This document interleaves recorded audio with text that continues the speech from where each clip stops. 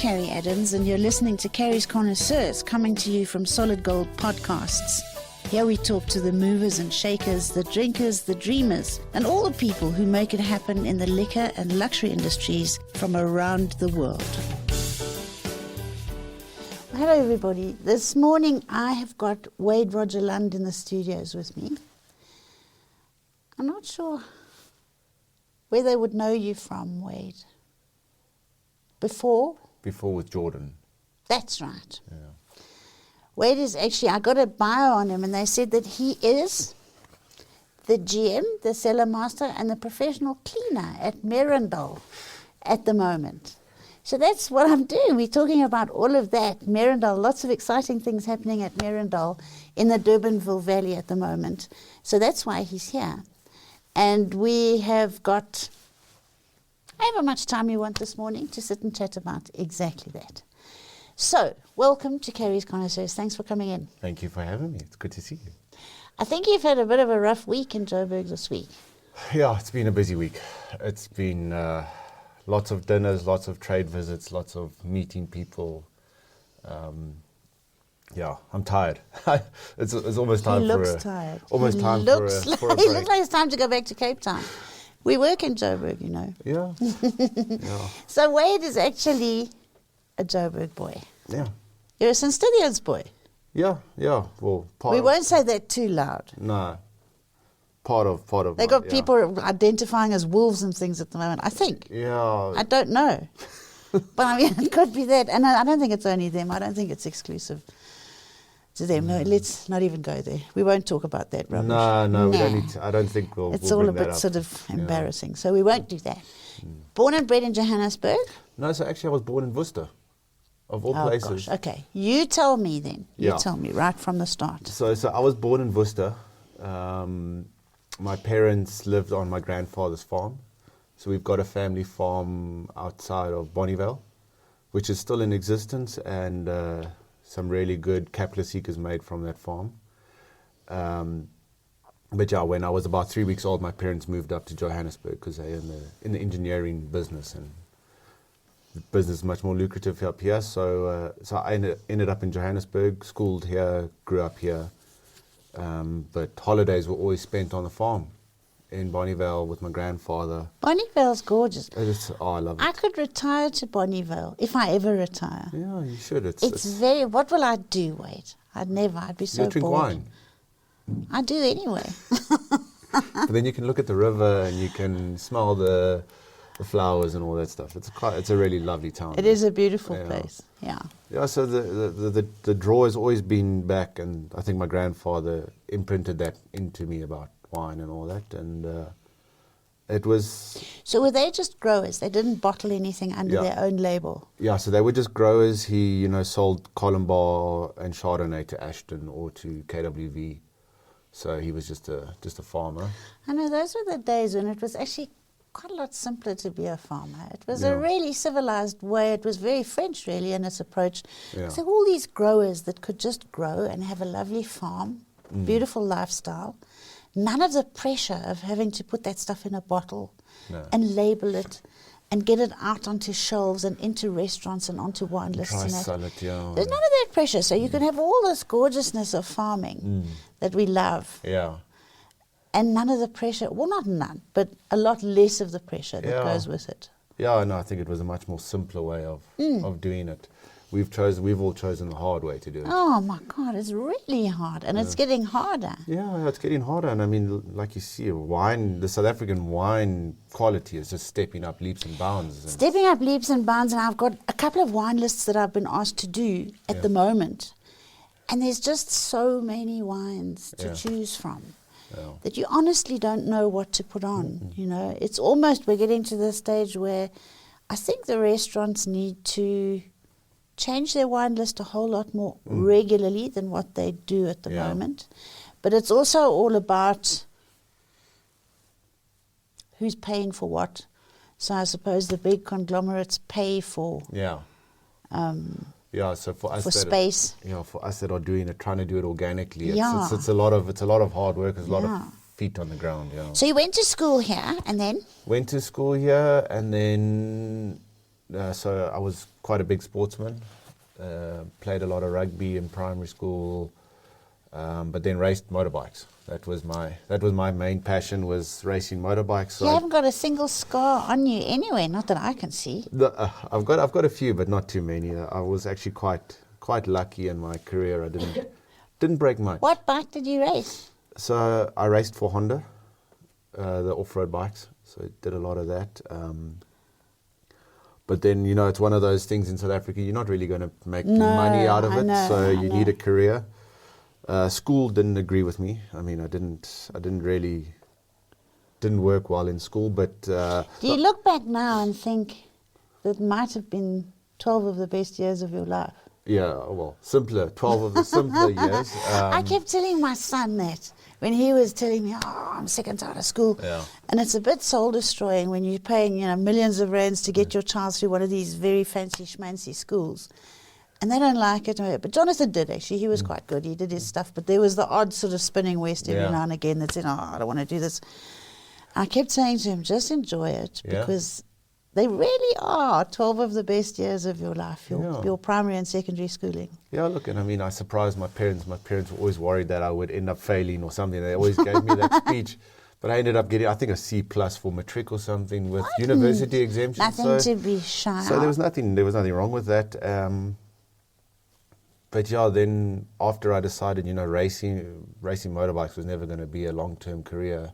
The only thing that ever was drinking. No, not drinking. No, So it's straight from motor racing to drinking. No. The allure of the wine industry, Because I suppose having grown up around it with Grandpa, hey? Yeah, and I mean, I was never going to sit in an office. Okay, now I have you do. Now I have to sit in an office, but still, my office is on a wine farm. I've got 200 hectares that I can be in nature and all that stuff. So that's amazing. That was it, and applied for winemaking at Alsenberg. So I looked at both. I looked at Stellenbosch and looked at Alsenberg. But I think Alsenberg offers a much more comprehensive sort of all-round thing. Yeah. We're probably going to get a phone call from Stellies and say, why did you say that? No. But it does.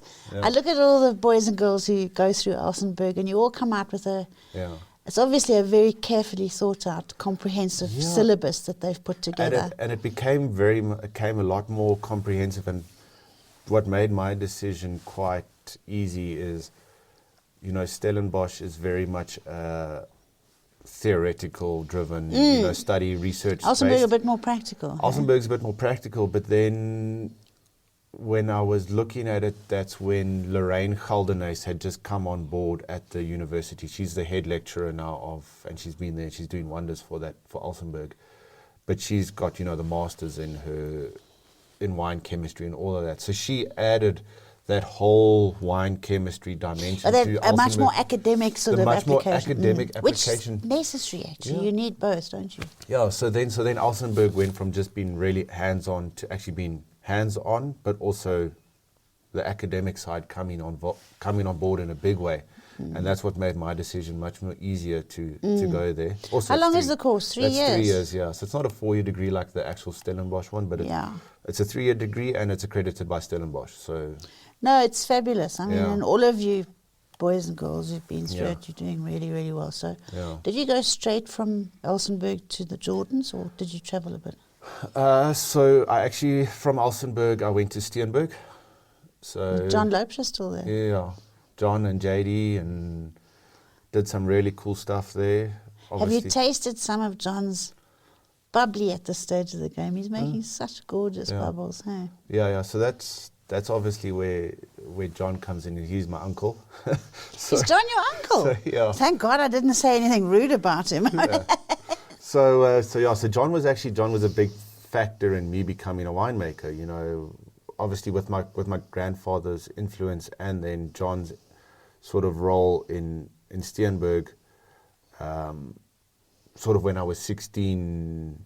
Yeah, when I was 16, on a December trip down to the Cape, go to Steenberg, and we tried, with my parents, he was letting me try wine, they were letting me try wines, and it sort of realized that it's a little bit more than just drinking it. squashing grapes and fermented grapes. So that was, he obviously played a big factor in it, and also played a big factor in why I'm so passionate about Cap Classique. And Steenberg, for anybody who hasn't been there, is possibly one of the most beautiful farms. It really is quite exquisite. Very, very. In that Constantia Valley. It's got one of the best views in the Constantia Valley. Oh man, yeah, it's just gorgeous. Yeah, so then I was at Silverthorne, at Steenberg. And then from Steenberg, I did some traveling. I went to Bordeaux first. Because I'd mainly... Steenberg does a bit of red wine, but it was mainly white wine driven. Yeah, that Constantia Valley lends itself to whites, I think. Yeah, so I wanted to learn a little bit more about red wine production and get a bit more. So then Matt from Klein Constantia got me in contact with the Dubois family, who own Angelus and Chateau nice. Dubois.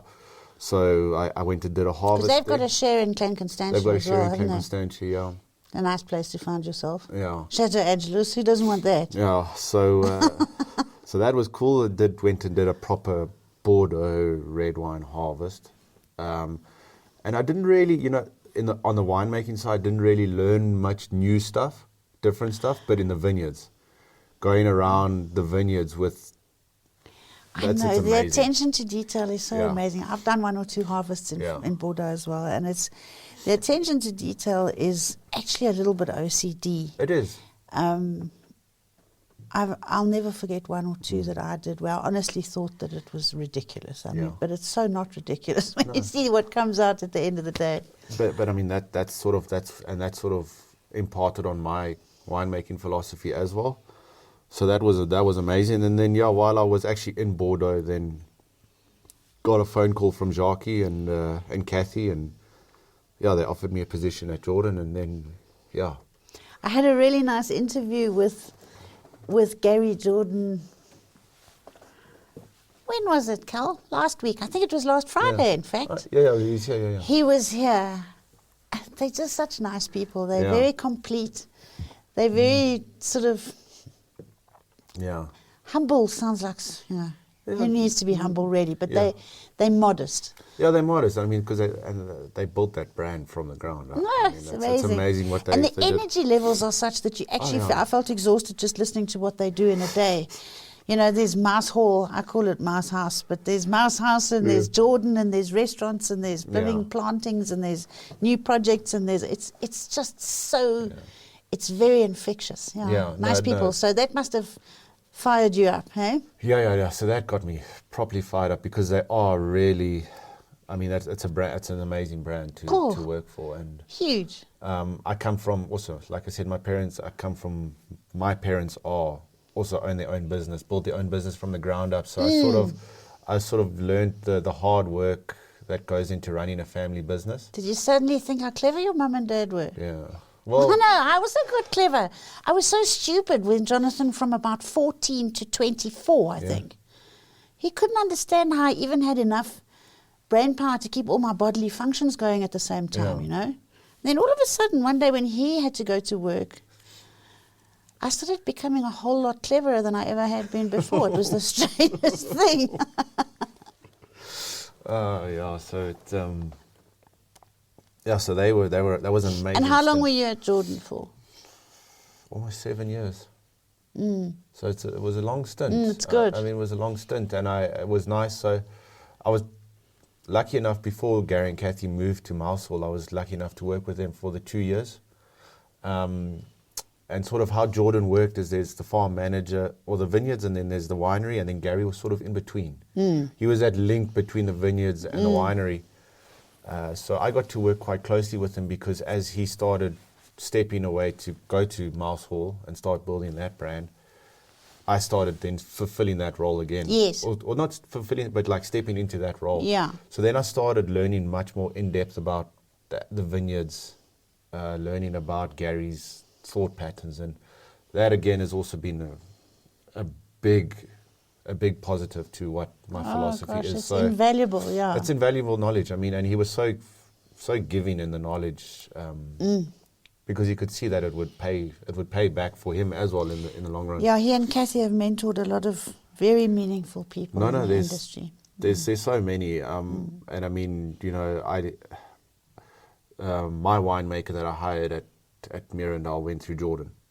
There's a reason why I took it on, so because, you know, it's. Well, there's that philosophy that sort of exists, and a work ethic that sort of exists that you can relate to. And I mean, I look at so many interns that came through Jordan in the time that I was there, that have got some seriously powerful positions in the wine industry now, and purely based on coming back for a second harvest. You know, if we at Jordan, if we had invited you back for a second harvest, then you knew you were okay. You were okay, and you'll be okay, and you'll get somewhere in the industry. And they are. I mean, I've got Danila, who she did 2 years of harvests. Actually, she did harvest, and I kept her on, and then she did some Portugal stuff, and now she's the head winemaker of Saransburg. Oh, I know exactly who you're speaking about. Yeah. So I mean, it's. Where's Dierwold gone? Dierwold's at Neertlingshof now. Is well, he? the new owners of Neertlingshof took him on as. Yes. I think he's like a boss. The boss of. Yeah. Of it, yeah. So.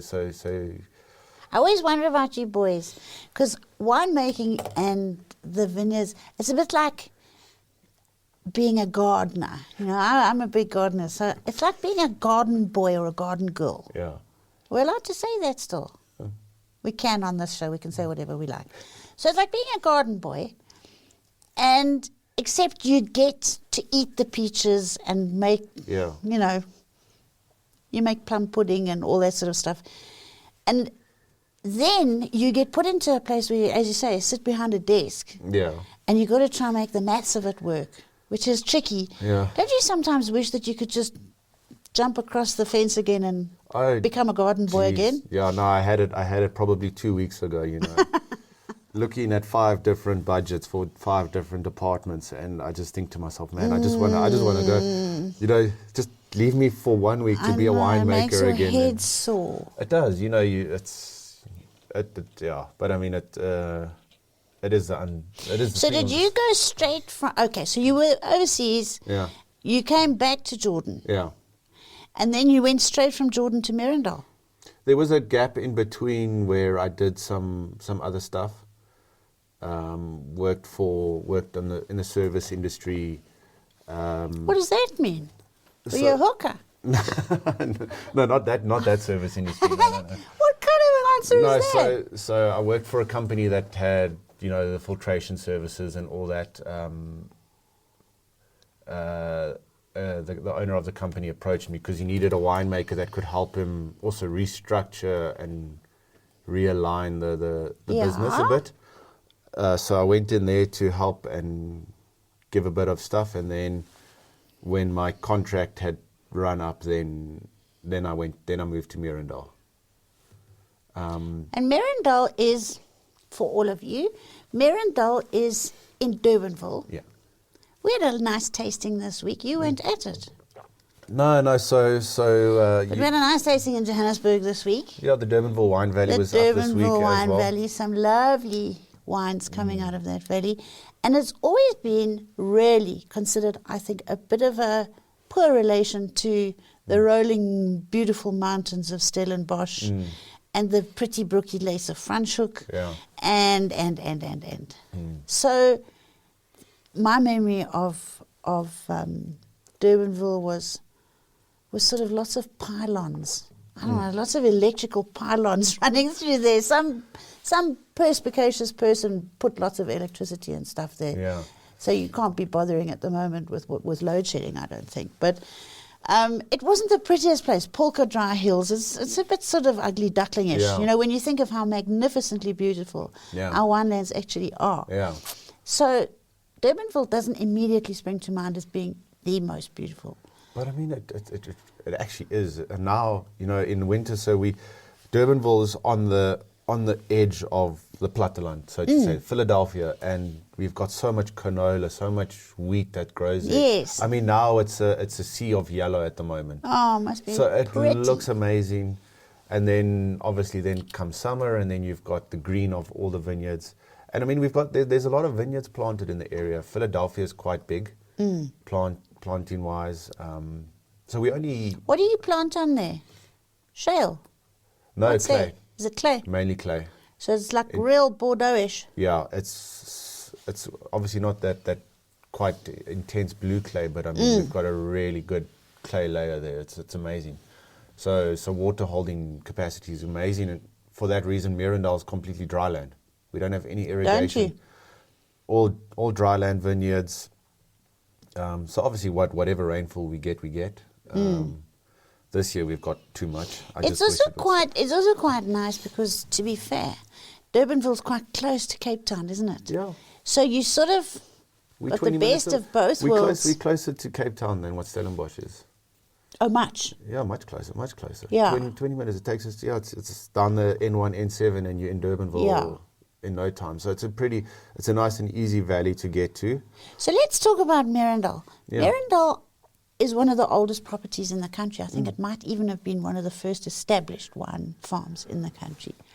So if we're not looking at Groot Constantia and that sort of stuff, which is where we started. But it's very, very old. And I don't know why. There's something in my head that's telling me that Meerendal was part of the Bergkelder at one stage. Yes, yeah. It was, It was, yeah.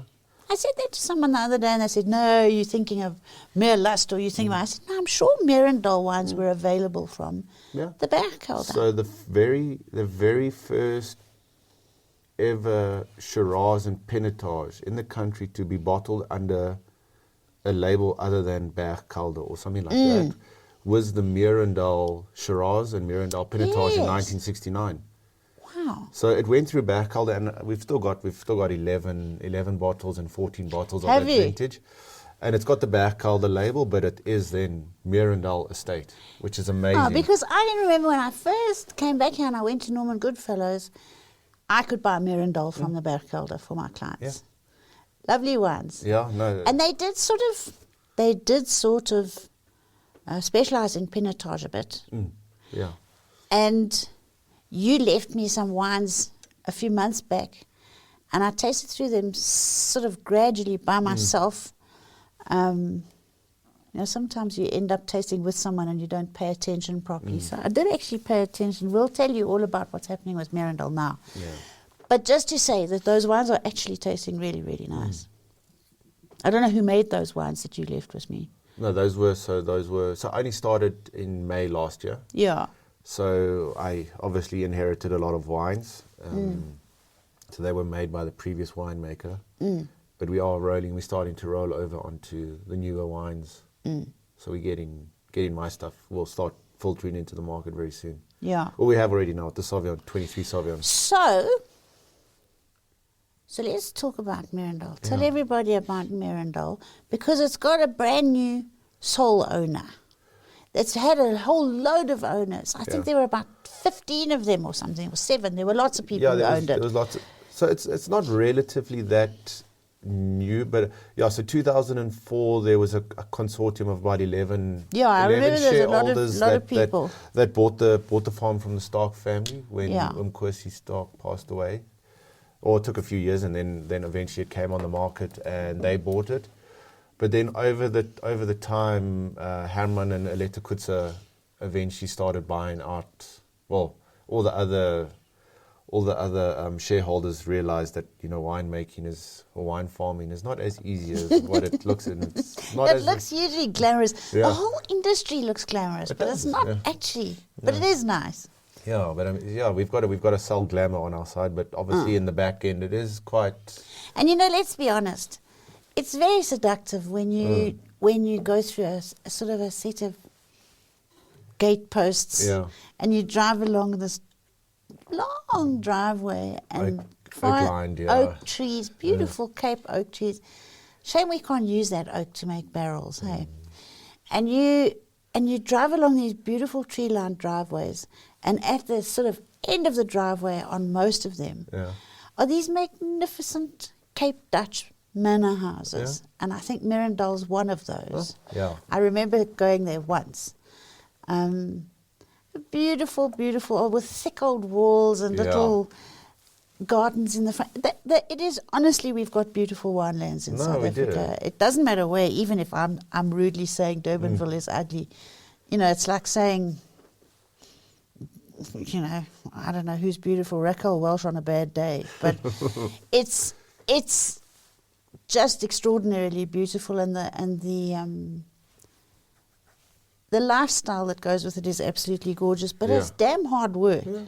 It's farming at the end of the day. It's just a bit prettier than Millie's. Yeah, it is. It's much more glamorous than maize or something, but it's farming. It's agriculture. So when did Herman purchase the farm outright? So by 2014, he had taken sole ownership of the farm. Was it that long ago? So it was that long ago. So what's he been doing for the last 10 years? So obviously he's got some other businesses that he's got running, and he has got lots of other businesses. Yeah. He's a very important person, and in fact, he is one of the people that we can thank for the Radisson Blue hotels in South Africa. He brought those here.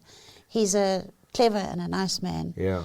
And I think Meerendal couldn't be in better hands, really. Yeah, and I mean, and he was clever enough to employ you.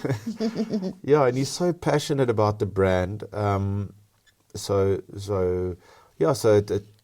it went through some ebbs and flows, and it needed quite a big drastic change. And I think COVID also sort of brought quite a big change to Meerendal. To everyone, I think. To everyone, and then we had to sort of start relooking at it, and he's got so much passion for the brand. Is he living on the farm? So he is still based in Europe.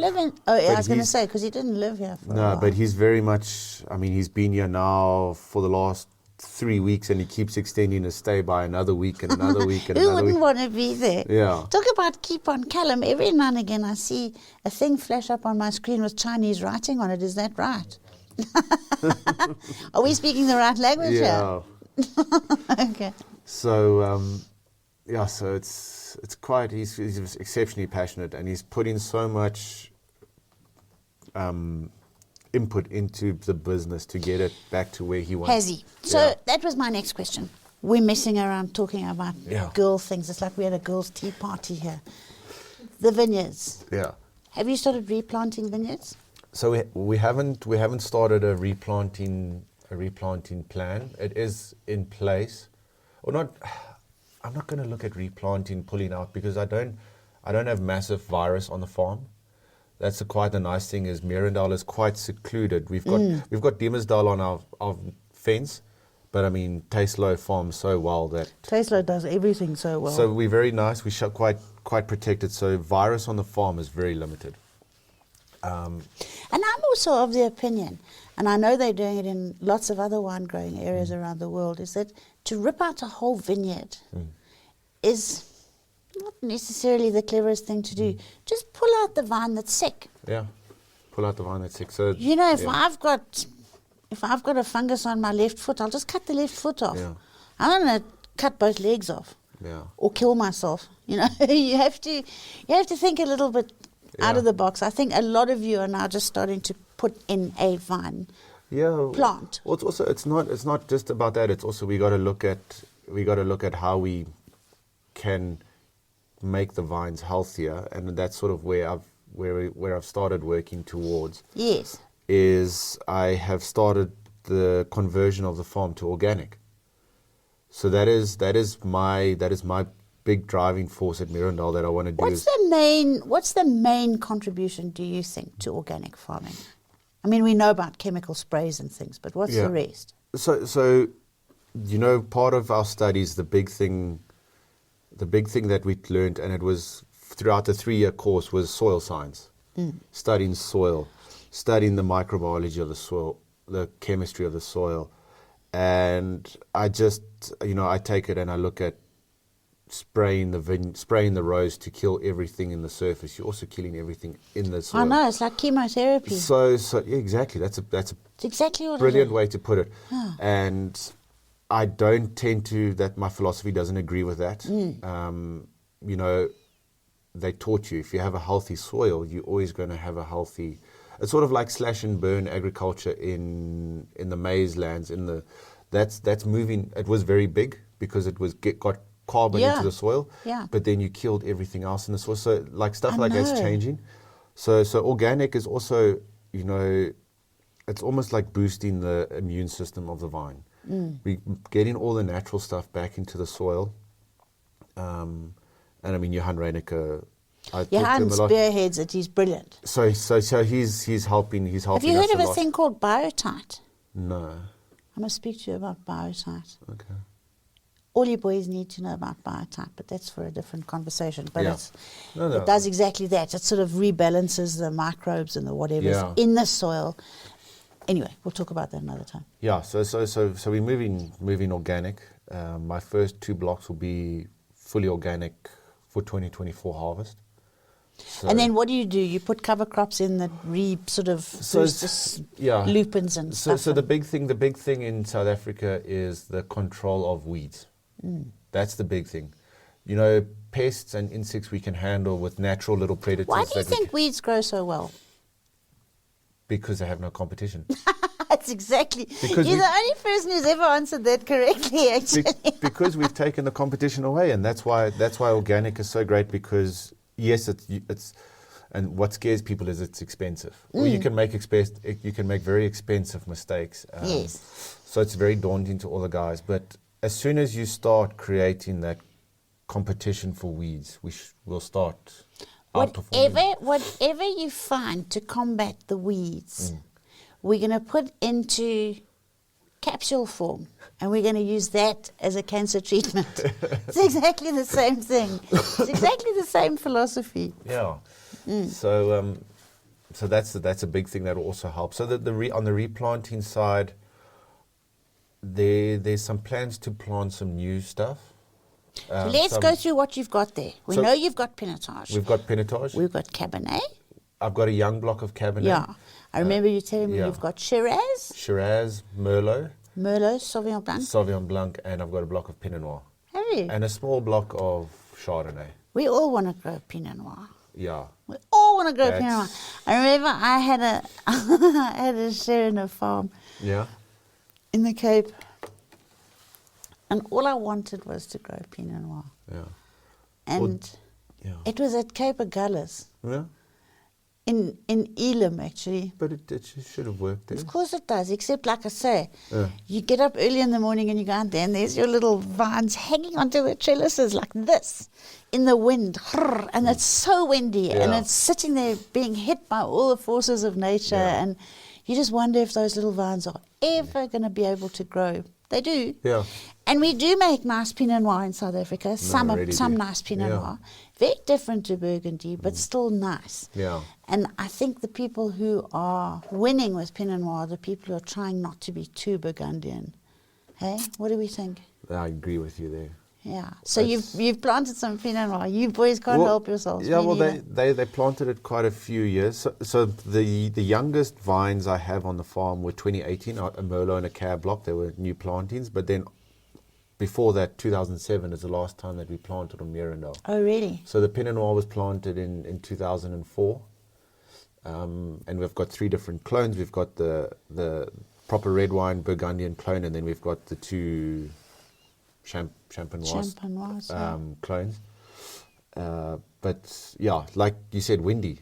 I still, coming from Stellenbosch to Durbanville, I swear the wind is manufactured at Meerendal. It's crazy. Do you think so? It is so windy, but you know what? The nice thing is it keeps my fungal disease. I was going to say it blows down. away all the frotties, and it also keeps the grapes nice and cool. Yeah. So the Pinot Noir that is I like to. I've got a 2-year-old and she's going through the terrible 2s, and I liken Pinot Noir to a 2-year-old brat, so to speak. That doesn't want to listen. It doesn't want to do anything. My grapes have all got genders, which is very, very unpopular at this thing. But that's just how it is. Yeah. And I always say that Pinot Noir. I think Pinot Noir is a lesbian. I think it's a gay girl. Okay. Interesting. Straight gay girl. I mean, not straight. There's Not no such thing as a straight, straight, but you know what I mean? yeah. I confuse with LGBTQ, GP, XYZ. I can't do all of that. I just know about, boys who like boys and girls who like girls, about which we don't have a problem. But it's definitely a gay girl. Okay. It knows that it's red. Yeah. And so it's supposed to identify as something that is strong and masculine, because that's what reds are. I mean, they're stronger and bigger and bolder than the whites. But then it's sort of, maybe it menstruates every month, I don't know, but it gets totally premenstrual in the cellar, and it throws tantrums in the vineyard. Yeah, no, it's like a half boy, half girl. Do you know what I mean? That's why it's a gay girl. So it's the hardest. It's the one that I'm gonna have to work the hardest at on. And it makes the best wine in the whole world. We love it. Yeah. You just when you get it right, when you finally seduce your Pinot Noir vineyard, and it listens to you in the cellar. So you fall in love like never ever ever before or again in your life. Yeah. So that one is that one's my passion project, and I was talking to Angela Lloyd last year sometime about Pinot Noir in Durbanville, and I think, geez, I really want to make a brilliant Pinot Noir out of that vineyard, and I think it can. You might. No, I think look, I've done one harvest there, and just looking at how that vineyard performed and what it can do, I can see that it can make something special. So yeah. It is my main focus for next year. You know, I've learned a lot about the vineyards this year, the wines. There's stuff I need to fix on the other wines that I learned this year. But the Pinot Noir is the one that I'm going to focus on the most next year to figure out its nuances and get that right. Yeah. What are the yields like? Are they reasonable? Yeah, so reasonable. The lowest I've got is my old bush vine Pinotage, which is running at about 4.6 tons a hectare. Even that's not too bad. It's not bad. For an old vine. That old man has got some serious power in him. Oh, wonderful. Must be making nice wine. Yeah, so that's a special block. I'll tell you a little bit about that block. It's the original, so it comes from the original Perald cuttings. Oh, does it? That was the block that was Alsenberg. So it's you've got Bellevue, we've got Eterwyk, Bellevue, Kanonkorp, and then it's our one. So it's fourth oldest. So it's a very very special block. And what I like about that block is it's got a lot of the Pinot Noir nuances in it. I'm finding that more and more and more with Pinotage when I'm tasting. And to me, that's the direction that we should Absolutely, be taking Pinotage in South Africa. This old school, heavy, big. We need to tone that down a bit. And Pinot Noir, as we know, is a parent of Pinotage, and so it deserves to have that light, pretty tinkliness. Yeah. You know, Pinot Noir tinkles on your tongue. It should do that, and Pinotage should do the same. And one of the first people whose Pinotage really tinkled on my tongue for me was Anthony Hamilton Russell with Ashbourne. The Ashbourne one, yeah. Oh man, that was very, very Pinot Noirish. Yeah, and I think that. So nothing against the Stellenbosch, because I mean, like we saw the top 10, Stellenbosch controlled the Pinotage top 10 this year, but I think on a global standpoint, I think if we go a little bit more away from that direction, more to the Pinot Noir direction, we actually might then get Pinotage. I definitely think you will. Definitely from an old block like that. Yeah. So we've done your Pinotage, we've spoken about that. We've done a little new block of Cab. Merlot. Yeah, so why do we want Merlot for your blend? So Merlot is always, I like Merlot because it really is a good selling wine in the local market. Wow, people love Merlot. I'm not sure why. I really like Merlot in that it's really nice and fruit forward. It's got that chocolatiness that comes out, and then it's really well balanced. It is really easy to make a well balanced Merlot. Yeah, it's velvety, and I like it if it's blended with something. Yeah. I find it a little bit sort of lig in die broek. Yeah. Well, look, so I had the conversation with Tim Akin when we were doing my tasting, and I said to him, I know you're not going to score my Merlot 95 points or whatever, 90 points plus, but it sells. The South African market drinks it. They love it. It's easy to drink. It's easy to drink. So Merlot-wise, I think it's always good to have a Merlot that is an easy drinker for your local market, because it makes them happy, and then it also welcomes them or invites them to your general brand. So I think a Merlot is always good to make. But then on the blend side, Meerendal in the late 90s made some amazing Cab Merlot blends. I mean, they were Yeah, they did. They were renowned for that. stonking good. So I'm looking forward to making one, and I will be releasing a new one next year. Really? A new Cab Merlot will be released next year. So I'm looking forward to that. How old is your Cabernet Vineyard?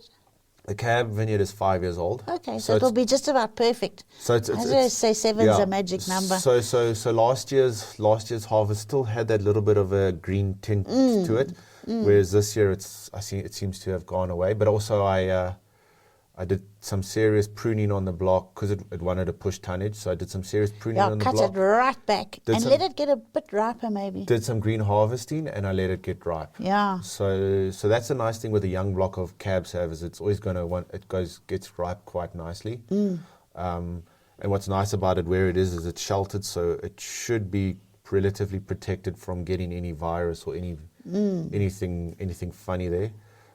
It's also started. It's and organic. you're going to use most of your Merlot in a blend, or what? If it comes out nicely. So most of actually majority of my Merlot is in my straight Merlot. So it's the biggest seller of the Merlot. Then I've got a Cape blend that it goes into, and then now this Cab Merlot, this new Cab Merlot based. And is Sauvignon the only white that you make? So yeah, on the farm it's the only white grapes that I've got apart from the little bit of Chardonnay. It's only 300 vines of Chardonnay, but that goes to base wine. I wanted to sneeze there. So yeah, so the Sauvignon Blanc mainly goes, yeah, it's the main one. We've got 5 blocks of Sauvignon Blanc and that's about it. But I do make a Chenin Blanc and I do make a Chardonnay. Oh, really? But I buy the grapes from a neighbouring farm. So it's still wine of origin Cape Town, and it's a very nice farmer to work with. Okay. Because obviously, you got to have a Chenin, you got to have a Chardonnay on your listing. And the nice thing is with speaking to Herman about it and my ideas is if we're going to put that on our brand, and it's not something that we planted, but those are in the plant for planting. Have you still got spare land to plant? We do. We have some really nice spots that I've identified, especially for the Chardonnay and the Chenin, that will come up. And then, so I said to Herman that I'm going to go find really good grapes to make these wines. So yes, it's not going to be an estate wine, but it's something that I've had my finger on. And so I work nice and closely with the farmer. And for the people going to shop, the label's not changing dramatically, hey? I don't think you must change the label dramatically. It's changing. It is changing, but not dramatically. Yeah, you mustn't. All that I'm doing is I'm focusing, so like you said, the manor house. I'm focusing more on the manor house. Yeah, it's so pretty. On the labels, there is a little bit of a black. Yes, an outline. I'm taking that out. I wanna focus more on the label or on the house. I mean, that's Meerendal's iconic feature. It's biggest everywhere. Thing. I mean, it's one of the oldest manor houses in the country. So the How old is it? It was built in 1934. No, man. Yeah. The original manor house. Yeah, it was rebuilt in 1934. Yeah. I think there was old. No, there was like other 18 something. Yeah, there is. Yeah, I'm telling everybody it's one of the oldest manor houses in the country, and you tell me it's 1934. But the current iteration was a little bit redone in 1934. Yeah, more recent. So the labels are changing, and I'm going to start phasing them in now as I start bottling. But it's still going to. Will you keep the writing the same? Yes, yeah. Because I always say it's so. Having been in retail for so long in my life, and you get to speak to the people who you are trying to sell these wines to. You speak to them on a daily basis. Yeah. And one of the main things is that they need to be able to recognize that label. Yeah. And the South African wine industry is hell-bent on changing their labels all the time. Yeah. And if you look at some of the old, most successful labels in the world, they've stayed the same for over 100 years, 200 years, some of them. So don't change that writing. It's very distinctive. There's a couple. I've got a whole lot of things that I wanted to speak to you about after our chat when you came up to Johannesburg before. The label is very distinctive, and we all remember that label. And you know, I suppose you have to tweak it a bit to try and attract a newer energy into your space. But a lot of the time, the money vests with an older energy, and you need to find a balance between the two. Yeah, so that's all we're doing is we're just putting more, just that little bit more focus on the house. And what else is at the farm? If the guys who are watching us want to go and visit you, there's a restaurant. Oh, geez, there's everything. I mean, it's. There's a boutique hotel. We've got a boutique hotel. It's a 5-star boutique hotel. Do you run that too? No, luckily, I don't have to. Because they said you're the cleaner as well. Yeah, hospitality is not my fortitude. So luckily we've got a management team of the hotel because it's big. A hotel is another beast. Yeah. It really is. Yeah. To have to worry about a wine business and a hotel is for people who are trying to do their hell moments on earth. Yeah. So luckily I'm spared that. How big is the boutique hotel? We've got 19 rooms. Okay, so that's quite big. It's quite big, yeah. And I mean, it's amazing how the Cape is running at the moment. Lots of tourism. Over winter, we're running about 74% occupancy. Really? So it really is doing well. That's very nice. I mean, summer is already starting to book out. You haven't really had any summer. We haven't. So we're looking forward to the weather that. in the Cape leaves a bit to be desired. This year's been terrible. It's been a long and You're all very smug winter. about how beautiful you are. Yeah. I think we're much more beautiful in Joburg. You don't have to say anything. I grew up in Joburg. So We have the most magnificent changes of season in Johannesburg. Yeah. So like now, you can definitely see it's spring. Yeah. In the Cape, it's pretty all the time. So there's no real change of season. Changes, other than the lime green oak trees. Yeah. That's the only thing that tells you it's spring, really. Yeah, that really is, because it just goes from green to green. There's no real... And you had lots and lots and lots of rain this year. Oh my. What's that done to the vineyards? Well, it should be. I'm a bit concerned we might get quite a big tonnage next year. So I might need to do some green harvesting and limited production. Yeah, definitely. Because I want to obviously concentrate the fruit. So I think we'll have to, because with dry land, whatever they get, they're gonna be happy. So what are you doing with your Sauvignon Blanc? Do you put a splash of Semillon in from somewhere? No. Straight Sauvignon Blanc. It's a straight Sauvignon Blanc. So I have learned a little bit of stuff this year with the harvest. So I'm not 100% happy with the 23 Sauvignon because I tended to put my Jordan cap on a bit too much and think along the lines of Jordan too much, or use that sort of mentality that I worked with. So I'm changing it up and going back to using a bit more of my Steenberg mentality of how to manage. Yeah, it's a much better plan. Because with such a high clay content, we have some serious acids in the Durbanville Valley. So I've got a few tricks up my sleeve that I'll pull out in 2024. How are you going to de-acidify some of that? Well, you do lose quite a lot after fermentation and stuff. You do lose quite a lot, but on the not enough. On the Durbanville stuff, it's amazing. It stays. Are you treating it to any oak? So I am gonna make. Well, I did for 2023. I'm making a Blanc Fumé. Okay, good. Good. I think that Durbanville fruit lends itself to that sort of style of Sauvignon Blanc. You know. Yeah, no, I 100%. When I walked in there last year, the first thing I said is, "Why is there must be a Blanc Fumé? We need it." Absolutely, I can smell it already, even just talking to you. So we've made one, and I'm actually going to bottle it now in November. So that'll be ready in December for release, which is I'm excited about. It really is. It's showing beautifully. It's showing beautifully at the moment. But on the general, do you make a sticky? We do. You know, I love sticky. We do make a sticky. I have got one that I've sort of inherited from 2018. It's still and around. Is it from Sauvignon Blanc? Sauvignon Blanc, yeah. And then I'll probably need to make a new one next year, which is and the farm lends itself to Noble. I was going to say, do you inoculate or do you sort of catch the disease every year? No, it really catches. If I were to leave my Sauvignon Blanc too late, it would all go like that. Yeah. Because maybe you could make a baby Chateau de Quetin there. You never know. Well, so what I am doing, what's quite fun that I'm going to do is in front of the one restaurant, we've got 23 vines of Muscat Alexandrie. Gorgeous. Planted. Well, okay. I'm not too sure, but for Sarvis, so I've certified it with Sarvis, and I'm certifying with the Old Vine Project. Is we can date them to 1936. Wow. So That's definitely Old Vines Project that's stuff. Old there. Vine Project stuff. So it's actually now, they're going to be the oldest vines in the Wine of Origin Cape Town scheme. They must be. My pinotage was, my heritage block was. Yes. Now these are going to take that Yes. mantle from it. And that I'm going to, I had Rosa Kruger there last week on the farm with us and the vineyard team to go through it and prune it. Yeah, that must 'Cause be it was- quite carefully done. It was sort of those vines were sort of left to do their own thing. You know, they were pruned and by the garden teams and all that, and the staff were eating the grapes and enjoying it because I mean it's very That's nice. so delicious, I know.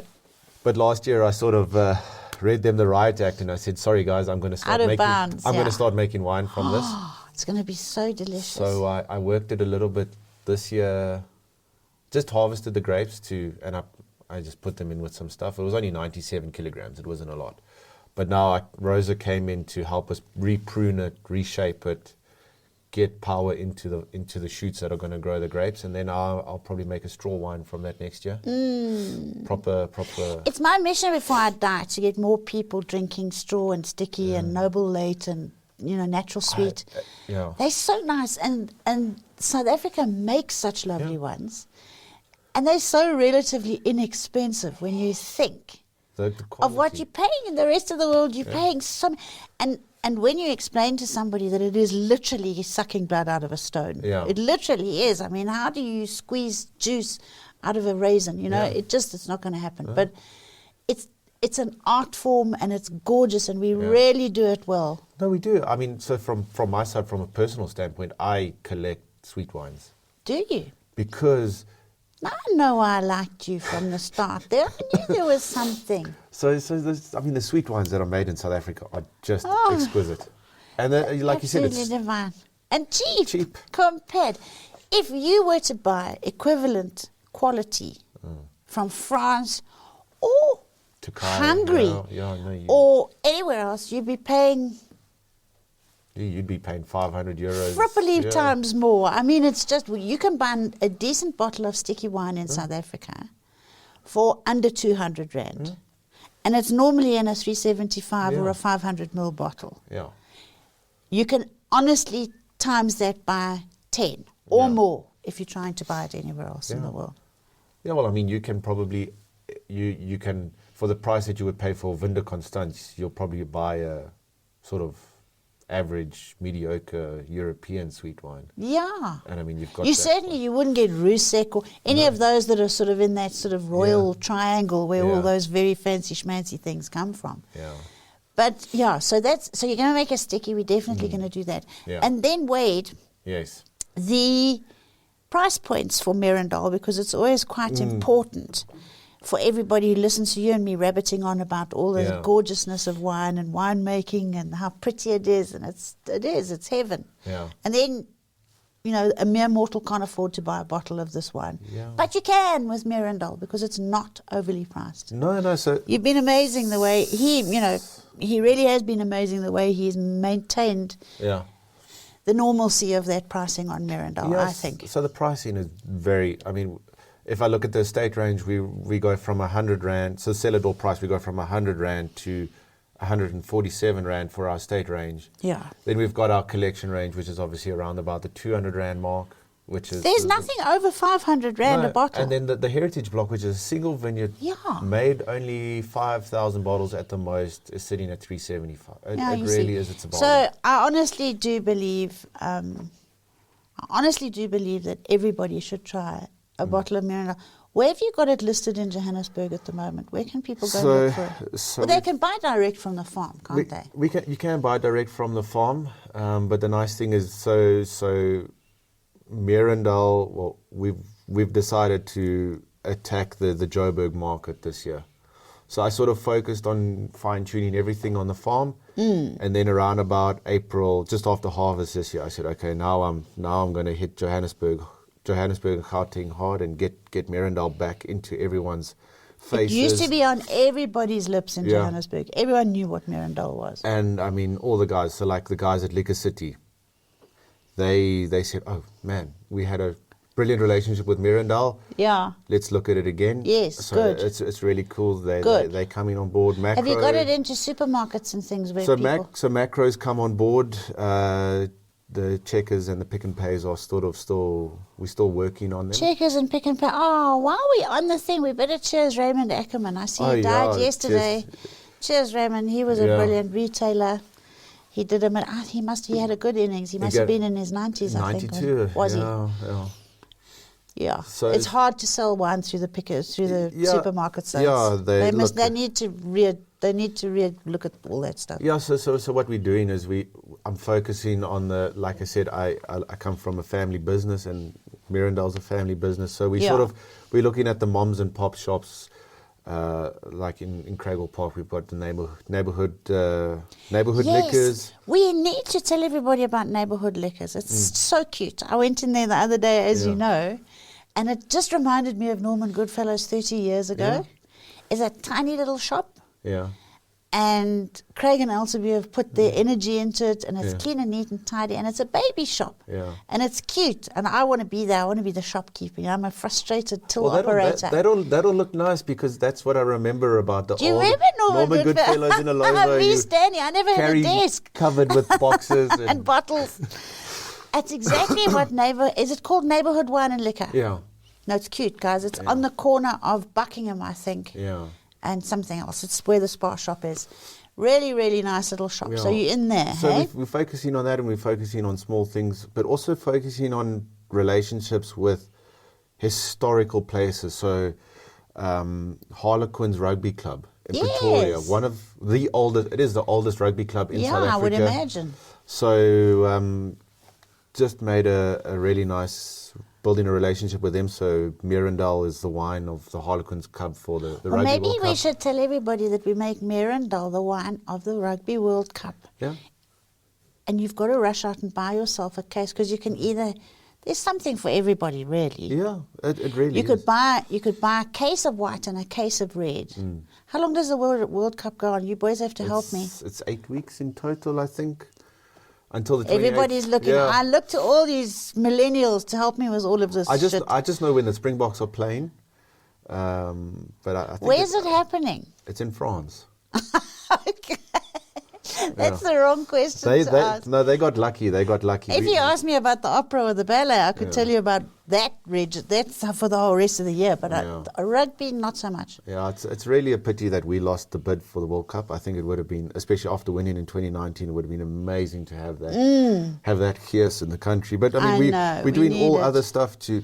We would have done it in the dark though, which would have been a bit embarrassing. So maybe Yeah. Maybe they're sparing us. They say God's rejection is protection sometimes. Yeah. So the World Cup is. So we're going to make Meerendal the World Cup here in this studio. Meerendal is the Rugby World Cup wine. Yeah. We're going to drink it, and I'm going to ask everybody every week which one you tasted. Yeah. Are they all on the shelf at Liquor City? I better be nice to Manny at a gear. He might not speak to me again.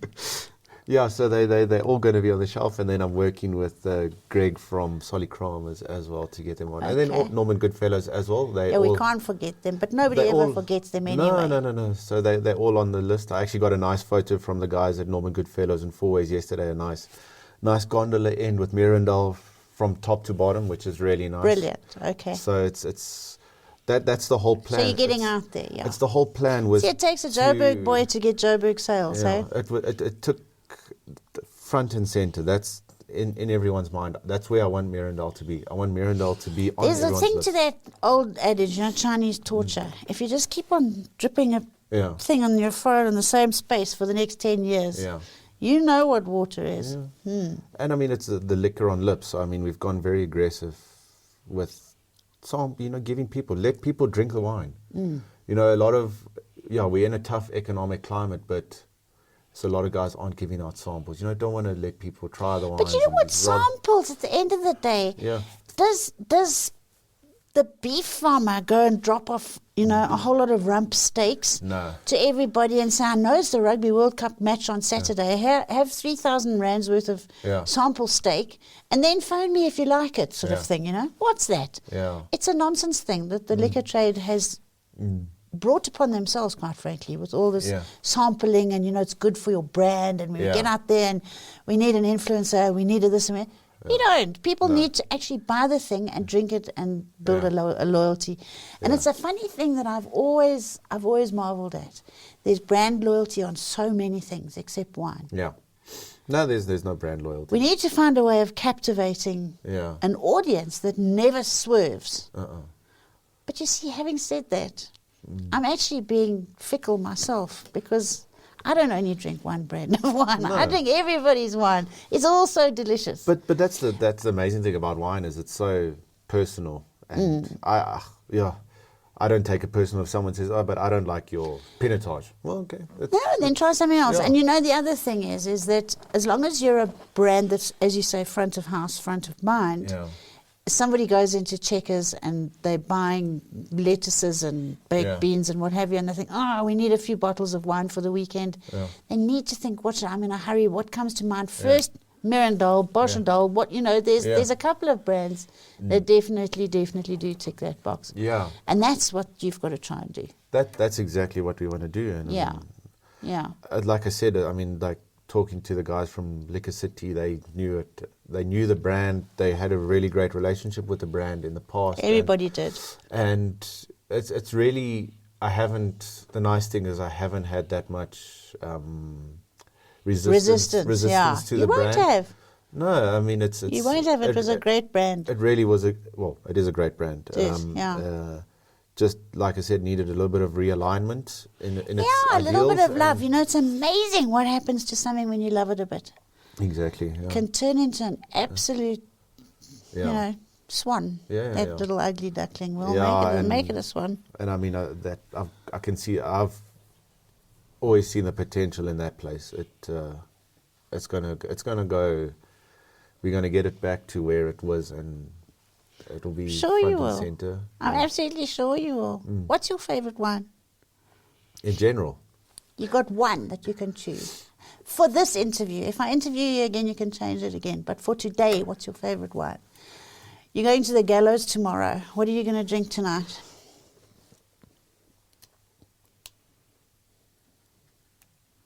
That's a difficult one to think of because there's so many.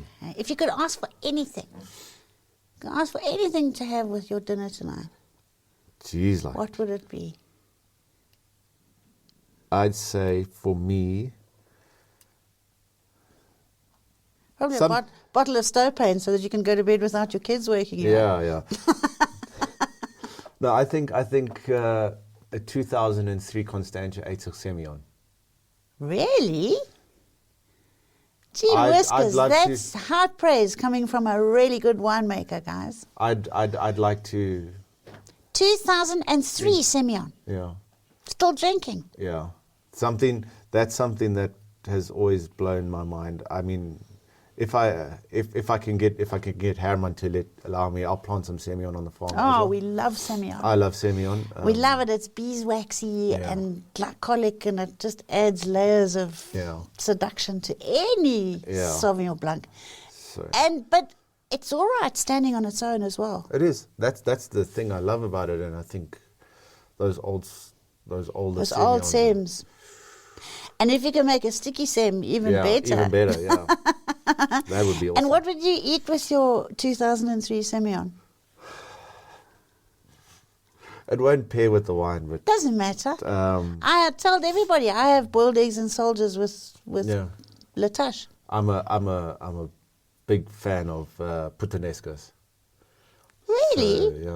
So, so is that what you're going to have with your death row meal? Yeah, I think that I'll be happy with that. And a bottle of Sem. I'll be happy with that, yeah. And maybe some malva pudding afterwards, and I'll be happy. Then they can do what they need to. You're a gorgeous boy. Thank you for coming into my studio. Everybody is going to drink Meerendal as often and as happily as they possibly can. You'll find it in most liquor outlets around the country, I'm sure. And you can see the lovely fresh energy that's going into the farm. Thank you so much It's for a coming pleasure. to join Always us. lovely to speak to you. No, we love having you boys in the studio. Thank you very, very much. We see you again soon. Yeah, definitely. Thank you. Thank you. Another production from Solid Gold Podcasts.